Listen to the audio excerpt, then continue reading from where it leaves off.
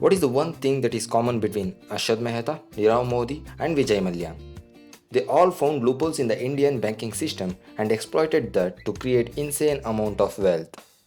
Today, we will tell you the story of the man who started it all, Harshad Mehta. Adjusted for inflation today, Harshad Mehta laundered over 24,000 crore rupees in the stock market over a period of 3 years. Let's start from the beginning.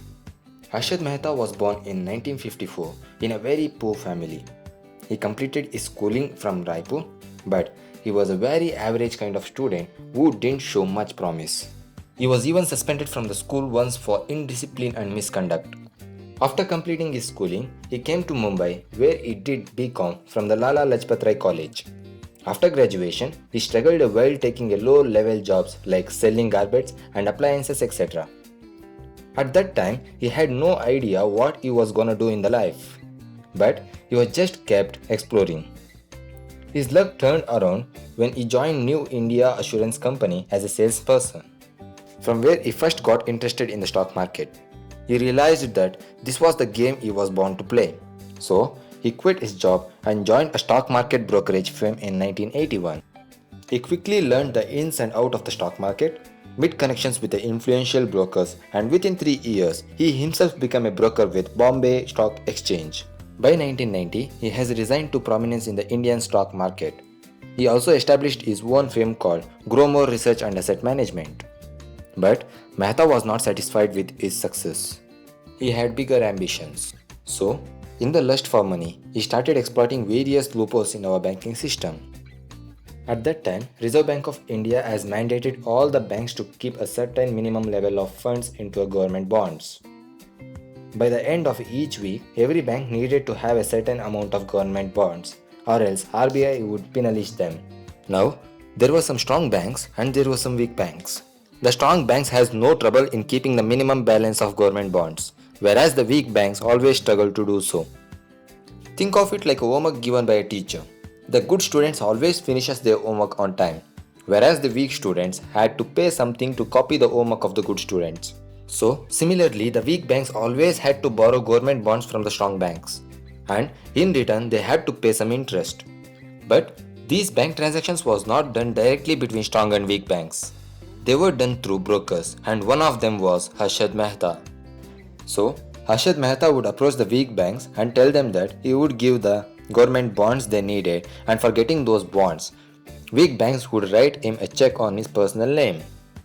Now, Mehta would ask them for some time to make the necessary arrangements.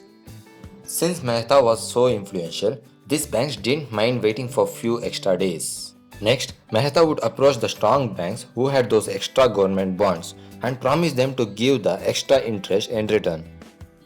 Here also, Mehta would ask some extra time. Since Mehta was very influential and reputed, neither of the banks had any problem giving extra time to Mehta.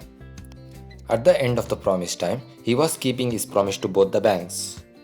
The weak banks got the government bonds that they needed, and the strong banks were very happy with the money they made with the interest. So, everybody was happy. So, now how was Mehta making money?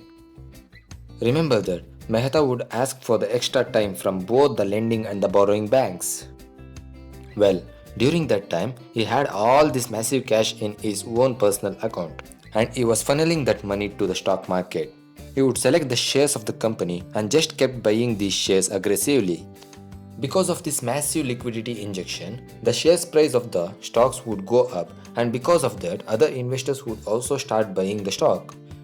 This would raise the stock prices even higher. But wait a second. If the money had been pumped into a share market, how was Mehta returning the money back to the strong banks who lended their bonds? Here is where his genius comes in. He was not just dealing with only one or two banks. He was dealing with all out of them. And he became very good at rotating the money from lenders to borrowers, and whenever the stock he pumped ran up a lot, he could liquidate his positions from the stock market and take care of any queries. So, all in all, Mehta was rotating the money between the banks and the stock market, and he was getting very good at that. All this was working out very well, but Mehta got more greedy. He wanted more. So, He conspired with the officials of two banks, Bank of Karad and Metropolitan Cooperative Bank, to issue false bank receipts. Once these fake bank receipts were issued, they were passed on to the banks, and banks in turn would give money to the Mehta, obviously assuming that they were lending against government security. But that was not the case. This money was used to increase the prices of the stock in the stock market, and when the time came to return the money, shares would be sold for a profit and the bank receipt was retired. The game went on as long as stock prices kept going up and no one had a clue about Mehta's mode of operating. The market began to make major moves. In fact, Bombay Stock Agency quadrupled its index in a span of just 1 year. All this made Mehta a hero of stock market. People started calling him the Amitabh Bachchan of the stock market. He lived a very luxurious lifestyle and was never shy to show off his wealth. He bought a 15,000 feet property in Mumbai which had a mini golf course and a swimming pool. He had a fleet of foreign cars which was not affordable to the richest of the rich people at that time. But all this show off and a blind greed got him into a trouble. An investigative journalist named Sucheta Dalal got wind of Mehta's mode of operation and she published it in Times of India. This was the beginning of Harshad Mehta's end. All the officials in the bank got alerted immediately and the lending banks began to ask for money.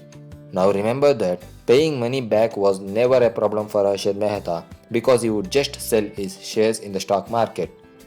But this time it was different because as soon as the scandal broke, the market started crashing and the value of Mehta's share dropped down. So he was no way of repaying those banks. It didn't take much time for CBI to step up and they charged him with 70 counts of fraud. By this time, Mehta's game was over. He was under criminal custody in Thane prison, where he later died of heart failure.